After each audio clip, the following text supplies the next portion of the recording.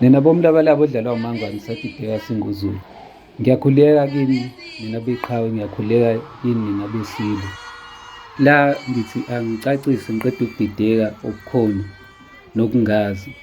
La abantu abamangala khona ukuthi ngabe ungubani. Umntwana wasonkweni, umntwana we-Afrika Zulu. Cha, umntwana we-Afrika Zulu ungumntwana omkhulu ngoba ungowesizukulwane, mangaphosisi ngithi ungowesizukulwane sesithathu seqhawe likaZulu. Umntwana uShingana kaMpande. Umntwana uShingana kaMpande, njengoba negama lakhe lisho ukuthi uShingana, leli gama walethiwa iNgonyama uMpande uqobo. Leli gama lisho iqhawe elingasabi lutho, futhi ubuqhawe bakhe wabuveza kaningi ngoba masikhumbula laphana empini yaseSandlwane, wayehola impi le eyayisesifubeni sempi kaZulu. Sokhumbula phela ukuthi impi kaZulu mayilwa yayiba yimpondo zenkomo. Kwakuba khona laba ababasophondweni langakwesobunxele, kube khona ababasophondweni langakwesokudla. Mase kuba khona amadela kufa angahlihli, lawa ayebhekana nempi ngqo, ayebaphakathi nendawo esingathi umbombo wenkomo.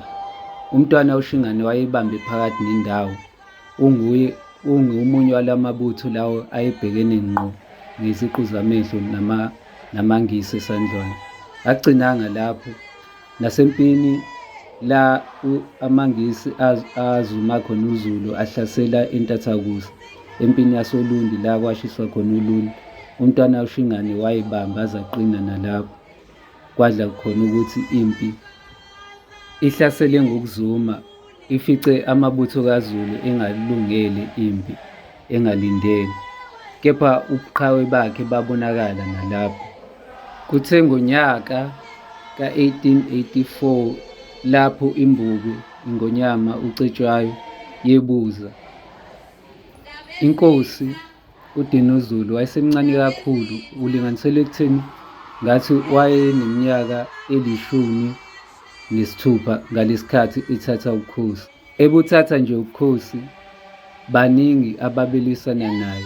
UZulu wawuhlukene kabili ngoba kwakukhona nendlu yakaMandlakazi, okuyiyona eyahlasela inkosi uCetshwayo ingalindeli, walimala ngangokuthi waze wabalekela ehlathini enkandla la akhothamela khona. Esekhotheme kwamele ukuthi kuthathe inkosi uDinuzulu. Inkosi uDinuzulu wayesemncane kakhulu, kulinganiselwe ekutheni ukuthi wayeneminyaka eyi-16 lesikhathi ethatha. Abantu ababeseduze nayo inkosi uDinuzulu kwakuwumnyamana kaNgqengelele kanye naye umntwana uShingane. Noma inkosi uDinuzulu yayikhulele khona kaNdunankulu uButhelezi, uNdunankulu uMnyamane, kodwa ithe la isithatha iy'ntambo isiyisilo, isiyimbuku, ngoba yayincane kakhulu kunoNdunankulu uMnyamane. Ngokuhamba kwesikhathi kwaba khona la indlela eyenza ngayo izinto ingahambelani noShenge wasehlehla. Kwakuyena muntu owayelokhu emile eduze kwembuku, kwaba umntwana uShingane owama naye kwaze kwaba sekugcineni. Lobu buqhawe bakhe obuyisimanga busuka ngesikhathi sikababa wakhe inkosi uMpande.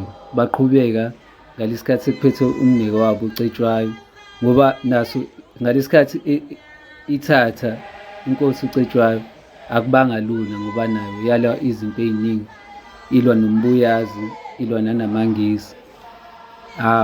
Kodwa ngaso sonke leso sikhathi umntwana uShingane wayelokhu eme nayo,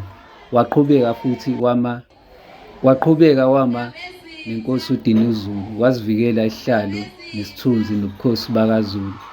Ngalokho umntwana we-Afrika Zulu lokhu akwenzayo uhamba ey'nyathelweni zikakhokho wakhe uShingane. Lokhu akwenzayo ukuvikela nokukhulumela indlunkulu, akuyona nje into eqhathaka emoyeni, kodwa kuwukuqhubeka komlando omuhle wakwaZulu.